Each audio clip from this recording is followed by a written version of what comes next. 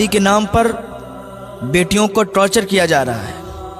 ہم کہتے ہیں دھتکار کے بھگانا چاہیے ایسے لوگوں کو جو آپ سے جہیز کی ڈیمانڈ کریں، ذلیل کر کے بھگائیں ایسے لوگوں کو جو آپ سے جہیز کی ڈیمانڈ کریں۔ ہاں، معاشرے کو بگاڑ کے رکھ دیا ہے کچھ لوگوں نے۔ کوئی کہتا ہے مجھے بلٹ چاہیے، کوئی کہتا ہے مجھے 4 ویلر چاہیے، کوئی کچھ مانگتا ہے، کوئی کچھ مانگتا ہے۔ کئی تو ایسی شادیاں ہیں جو دروازے سے لوٹ جاتی ہیں۔ ایک باپ اپنی بیٹی کو پالتا ہے اور پھر اس کو اپنے گھر سے رخصت کرتا ہے، اس کو اپنے گھر سے ودا کرتا ہے، اس امید پر کہ جہاں میری بیٹی جائے گی خوش رہے گی، وہ لوگ اسے خوش رکھیں گے۔ لیکن جہیز کی نام پر جہیز کی ڈیمانڈیں کرتے ہیں لوگ، جہیز کے نام پر بیٹیوں کو ٹارچر کرتے ہیں کہ تم لائی ہی کیا ہو، تمہارے باپ نے دیا ہی کیا ہے۔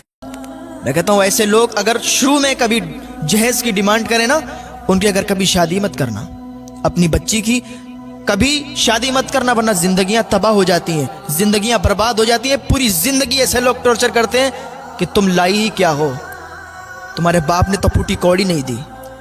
تو اپنی بچی کی اگر زندگی سنوارنا ہے نا تو نیک رشتے ڈھونڈو، نیک گھروں میں شادیاں کرو۔ اگر کہیں رشتہ طے ہو گیا ہے اور لڑکے والوں نے ڈیمانڈ کر دی ہے کہ مجھے بلٹ چاہیے، مجھے یہ چاہیے، مجھے وہ چاہیے، فوراً رشتہ کینسل کر دیں، فوراً رشتہ توڑ دیں۔ اگر رشتہ نہیں توڑیں گے نا تو پوری زندگی آپ کی بیٹی پچھتائے گی۔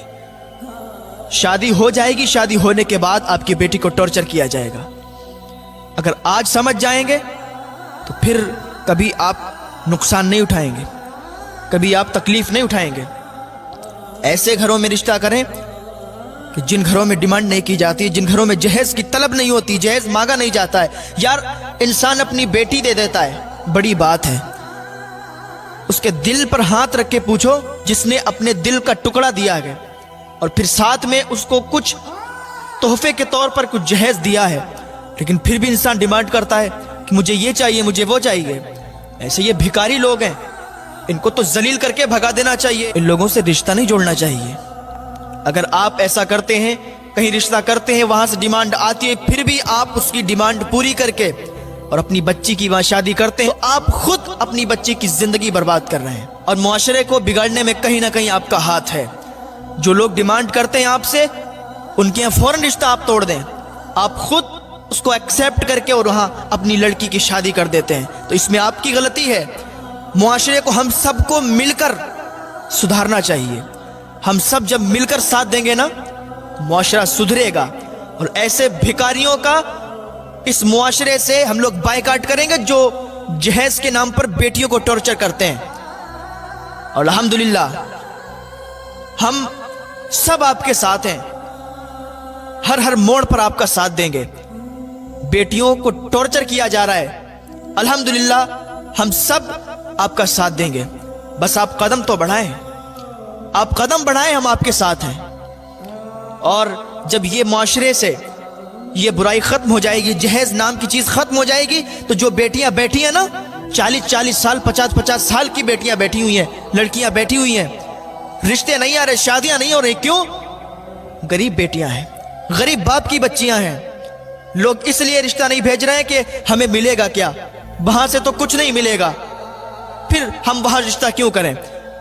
30 40 سال 50 سال کی لڑکیاں بیٹھی ہوئی ہیں، لیکن ان کے رشتے نہیں ہو رہے ہیں۔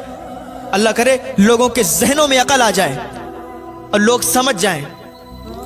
رشتہ غریب دیکھ کر ٹھکراؤ نا، رشتہ غریب دیکھ کر مت ٹھکراؤ۔ اگر امیر باپ کی بچی تم نے اپنے نکاح میں لے بھی لی، امیر باپ کی بچی سے تم نے شادی کر بھی لی، تو تمہیں کیا معلوم وہ عیاش نکل جائے؟ تمہیں کیا معلوم تمہیں دھوکہ دے کر کسی دوسرے کے ساتھ فرار ہو جائے؟ امیر باپ کی بچی سے بھی نکاح کریں اور غریب باپ کی بچی سے بھی نکاح کریں۔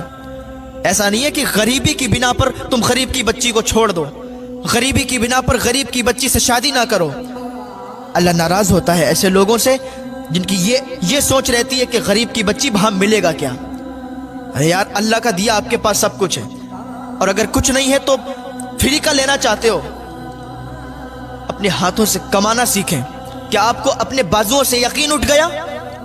کیا آپ مرد نہیں ہیں جو اپنے ہاتھوں سے کما نہیں سکتے؟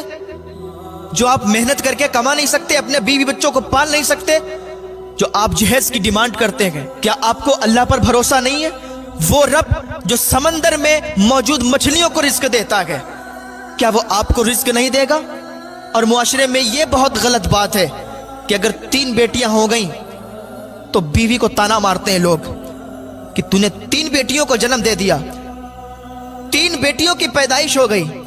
اب یہ بتائیں جو 3 بیٹیاں جس کے یہاں ہوئی یا 7 بیٹیاں جس کے یہاں پیدا ہوئی, کیا اس عورت کی غلطی ہے؟ کیا اس بیوی کی غلطی ہے؟ آپ بتائیں مجھے.